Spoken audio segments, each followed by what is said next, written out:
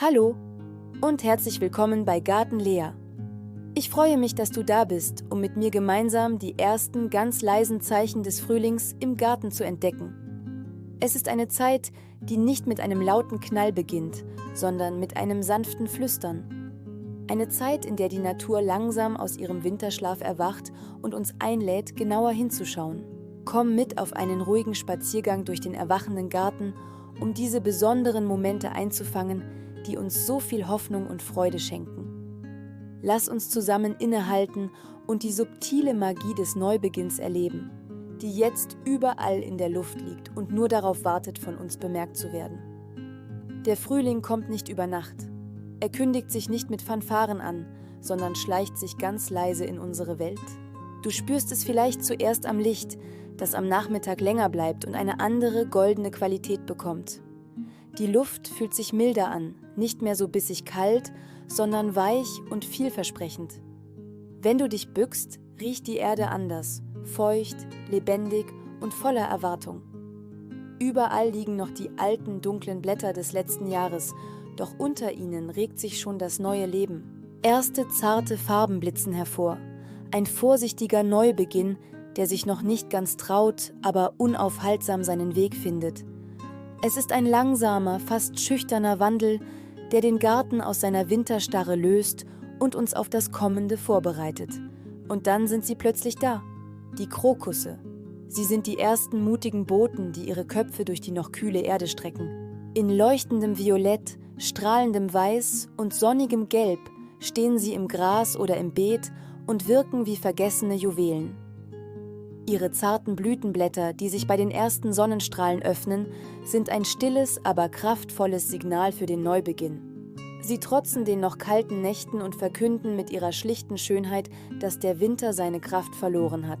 Ein kleiner Tuff Krokusse im Rasen kann das Herz mit so viel Freude füllen. Sie sind der Beweis, dass selbst nach der dunkelsten Zeit das Leben zurückkehrt, leise und doch unübersehbar.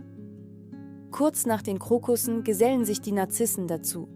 Ihre hellen, leuchtenden Blüten scheinen die Sonne eingefangen zu haben und strahlen eine ansteckende Fröhlichkeit aus. Wenn ihre gelben oder weißen Trompeten im Wind tanzen, dann ist das Frühlingsgefühl wirklich da.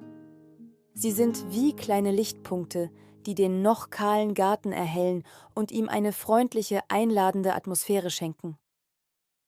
Narzissen sind für mich das pure Glück des neuen Gartenjahres. Ihre unkomplizierte Art und ihre strahlende Präsenz machen einfach gute Laune. Sie erinnern uns daran, dass nach der Stille und Dunkelheit wieder eine Zeit der Helligkeit und der Wärme kommt. Ein Garten voller Narzissen fühlt sich an wie ein Lächeln der Natur. Und während die Narzissen bereits in voller Blüte stehen, bereiten sich die Tulpen noch auf ihren großen Auftritt vor. Du siehst ihre ersten grünen Spitzen, die kraftvoll und entschlossen aus dem Boden schießen. Noch sind es nur Blätter, die sich eng aneinander schmiegen.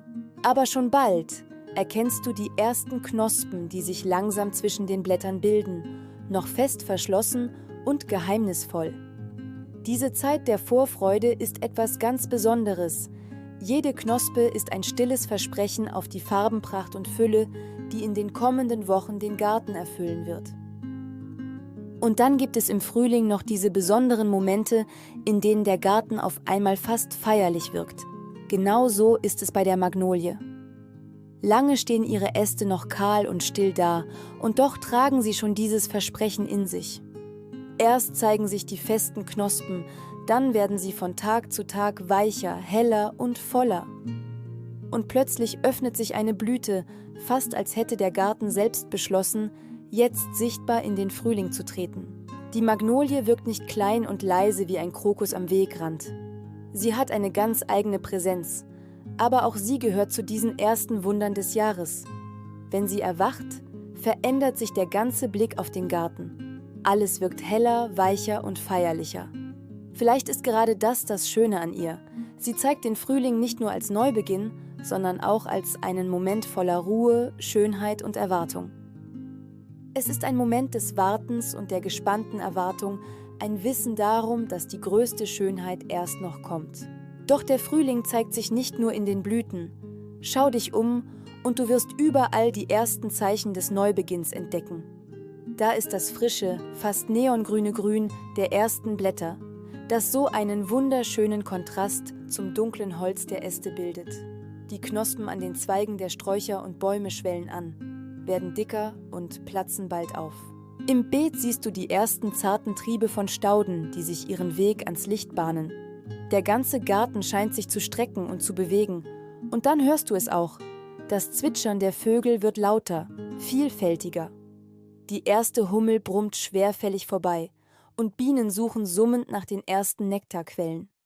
Es ist eine Sinfonie des Erwachens. Die allerschönsten Zeichen des Frühlings sind oft die leisesten. Es sind die kleinen Veränderungen, die man nur sieht, wenn man sich Zeit nimmt und langsam durch den Garten geht. Wenn man ganz nah an einen Zweig herantritt und die winzigen, frisch entfalteten Blattansätze bewundert, die noch ganz weich und zerbrechlich sind. Oder die feinen Farbveränderungen an der Rinde, die heller und lebendiger wirkt.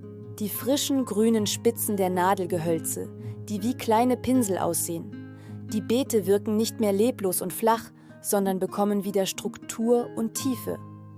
Es ist diese subtile Verwandlung, die den Garten Tag für Tag ein kleines bisschen mehr zum Leben erweckt und eine ganz besondere, fast meditative Stimmung erzeugt. Warum berührt uns diese Zeit des Frühlingserwachens emotional so sehr? Ich glaube, es liegt am Licht, das nach den langen, dunklen Monaten endlich wieder an Kraft gewinnt und unsere Seele wärmt.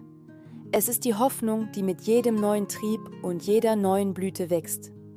Die Ruhe, die in diesem langsamen, stetigen Prozess liegt, gibt uns das Gefühl, dass alles gut wird.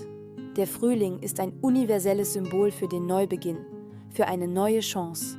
Er lädt uns ein, den Blick auf die kleinen Wunder zu richten, die uns umgeben, und die Welt wieder mit bewussteren Augen wahrzunehmen. Es ist eine Erinnerung daran, dass selbst nach den härtesten Zeiten das Leben einen Weg findet, um neu zu beginnen.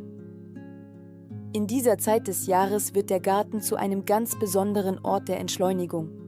Wir werden automatisch langsamer, wenn wir durch ihn gehen. Wir bücken uns, um eine Blüte genauer zu betrachten. Wir halten inne, um dem Gesang eines Vogels zu lauschen. Unser Blick wird wieder feiner, genauer. Wir nehmen Details wahr, die uns im Sommer vielleicht entgehen würden. Jeder Spaziergang ist eine neue Entdeckungsreise, weil sich jeden Tag etwas verändert hat. Der Garten fordert uns auf, präsent zu sein, im Hier und Jetzt. Diese ruhige, warme Atmosphäre, das sanfte Licht und die zarten Klänge helfen uns, den Lärm des Alltags für einen Moment zu vergessen und einfach nur zu sein. Der Frühling ist eine Einladung, die stillen Wunder zu sehen, die direkt vor unserer Haustür geschehen. Es ist die Zeit, in der die kleinsten Veränderungen die größte Freude bereiten und uns daran erinnern, wie kostbar der Kreislauf des Lebens ist. Vielleicht ist genau das die schönste Einladung dieser Zeit. Nicht nur auf das große Blühen zu warten, sondern schon jetzt die leisen Zeichen zu sehen. Die ersten Krokusse im Gras, das freundliche Leuchten der Narzissen, die gespannte Ruhe der Tulpen und das Erwachen einer Magnolie zeigen, dass der Garten längst begonnen hat, sich zu verwandeln. Und wer jetzt aufmerksam hinschaut, erlebt den Frühling nicht erst später in seiner Fülle, sondern schon heute in seinen stillsten und oft schönsten Momenten. Danke, dass du dir Zeit für deinen Garten genommen hast und für Garten Lea. Bis zum nächsten Mal.